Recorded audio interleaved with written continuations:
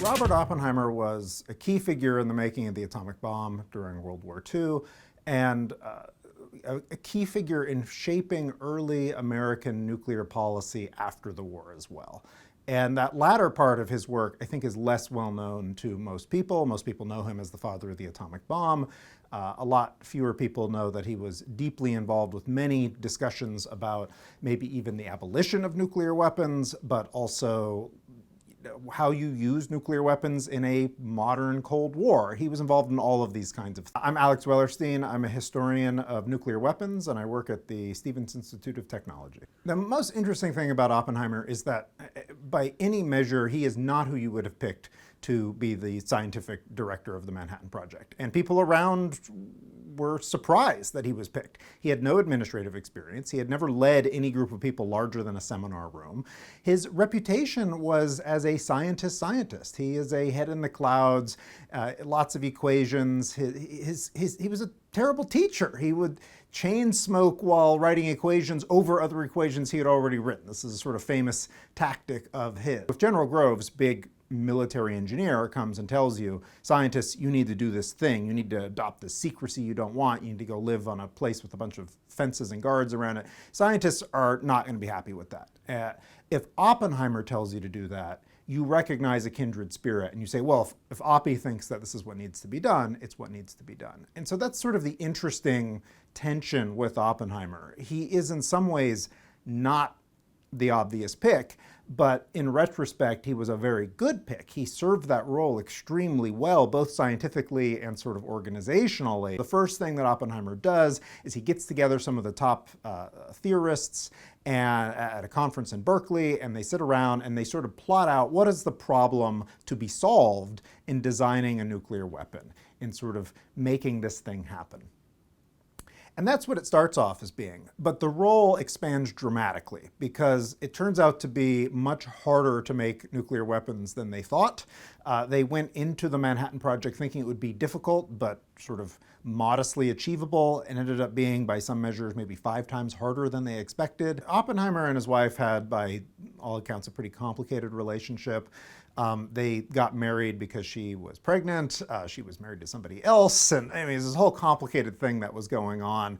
And over the course of their long marriage, they seemed to have real strains regarding the amount of stress and sort of interpersonal things. But she was an important part at the laboratory of sort of managing this almost social world in part, as well as everything else. There's this funny asymmetry going on where the Americans are more afraid of the German atomic program than the Germans were afraid of an American atomic program. And that drove the Americans to actually build the bomb. And the Germans decided to spend their money and time and scientists on other things like rockets. In the end, it's easy to see that the Americans, I mean, they were capable of building the bomb, and the Germans were wrong in assuming that they couldn't.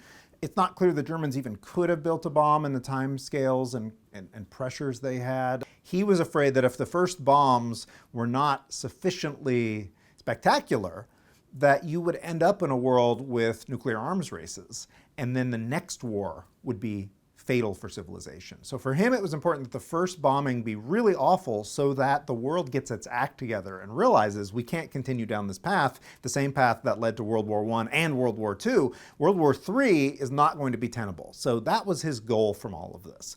And so for him, the worse things are in Japan, in some sense, the better. Easy to try and make Oppenheimer into a parable.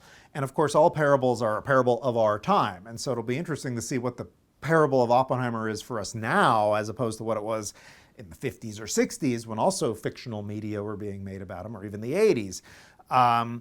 But he himself hated being cast as a parable. He was very bitterly resistant to any of these things in his time. He saw all of these things as being just sort of tawdry and not the right issue to be focusing on. Oppenheimer famously opposed the building of the hydrogen bomb.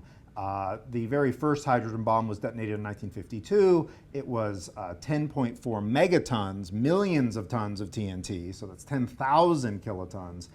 If we detonate that in the same location, you can see the contrast pretty dramatically. The fireball itself encompasses lower Manhattan and parts of Queens and Brooklyn. If we then enable the downwind radioactivity, the nuclear fallout, you can see as we zoom out, this would be going wherever the wind is blowing, that this affects a vast area with radioactive contamination. If you were in these darker areas within next hours after the blast and did not properly evacuate or take shelter, you could be exposed to enough radiation to kill you or give you serious long-term injury.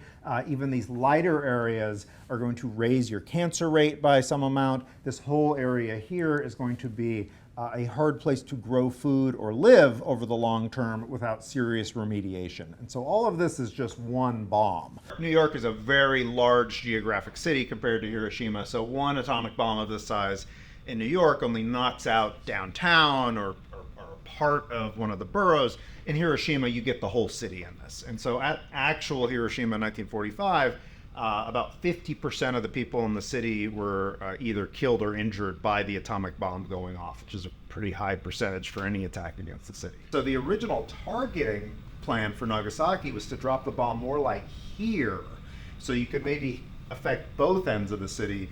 For various reasons, they were significantly off target. They put it in the middle of this valley. Coincidentally, there happened to be a war plant here and then a war plant at the top of it up here. And so they claimed that was what they were trying to destroy. That's an after-the-fact record. For like creating that footage that you use in websites and into the year, you know, they made like a dynamic, exciting classroom. A good point. So it's also sort of de facto socially dead. So who's to blame for this accident? You could blame Mother Nature, which is what a lot of people do, right? What was the fault in the Fukushima accident? It was a historically large earthquake. You want to know my secret? Great job. This is how bad it got. I wrote a program that